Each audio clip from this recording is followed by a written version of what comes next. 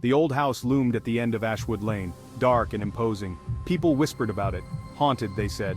Its windows were like vacant eyes, staring blankly. The paint peeled, a ghostly reminder of its past. No one dared to go near, until now. The Howards were a young family. John, the father, was a writer. Mary, his wife, was a painter. They had a daughter, Emily, a quiet girl of 7. They were looking for a fresh start, a place to call their own.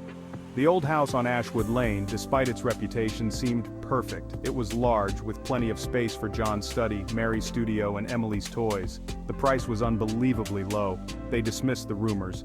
Just superstition, they thought.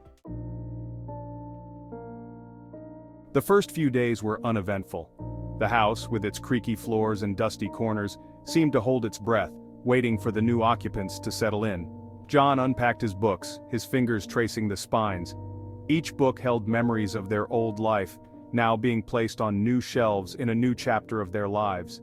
Mary set up her easel, the canvas a blank slate. She hoped to fill it with new inspirations, new beginnings, and perhaps capture the essence of their new home. Emily explored her new room, her footsteps echoing in the silence. The vast emptiness of the house seemed to amplify every sound, every whisper. But something was off about Emily. She seemed uneasy, her usual cheerful demeanor replaced by a quiet, contemplative mood. She was quieter than usual, withdrawn. Her parents noticed the change but attributed it to the stress of moving. She started talking to herself.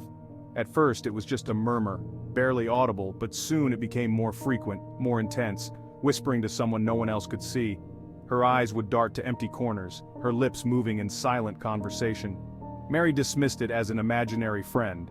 She had read that children often created such companions to cope with loneliness. Common at that age, she reassured herself. It was just a phase, she thought, something Emily would outgrow. But deep down, a seed of unease was sown. The house, with its dark corners and silent rooms, seemed to hold secrets of its own. The noises started subtly, almost imperceptibly at first. A creak on the stairs, like the house was stretching its old bones.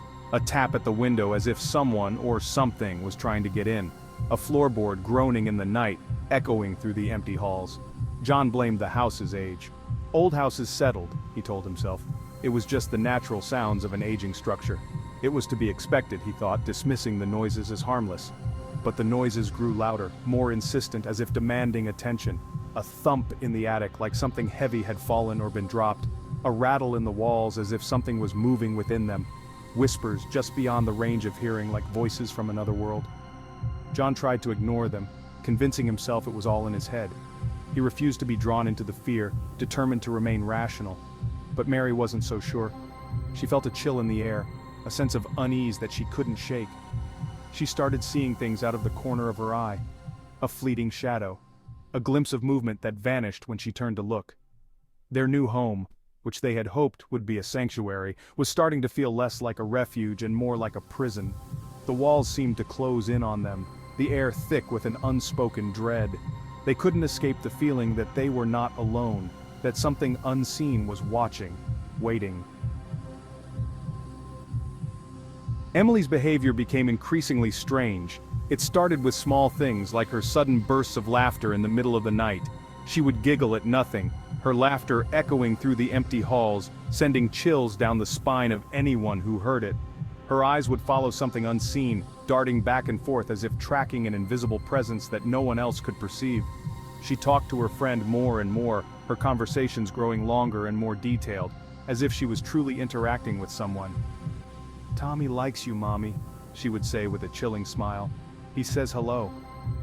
The way she said it with such conviction made Mary's blood run cold.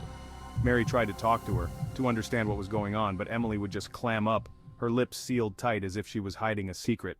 Her silence was more unnerving than her words, creating an eerie atmosphere that hung over the household like a dark cloud. The tension in the house was palpable, growing thicker with each passing day. It was as if the very walls were closing in on them. John, ever the pragmatist, suggested a family meeting. He believed they needed to address the issue head-on, to bring everything out into the open. They needed to communicate, to understand what was happening to their little girl. They hoped that by talking they could find a solution. But even as he spoke, A cold dread crept up his spine. Something was very wrong, and deep down, he feared that they were dealing with something far beyond their understanding.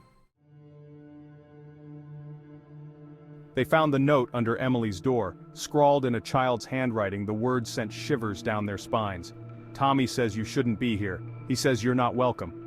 John felt a knot of fear tighten in his chest.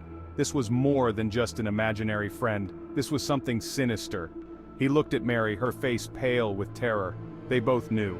They had made a terrible mistake moving into the house on Ashwood Lane. But was it too late to escape?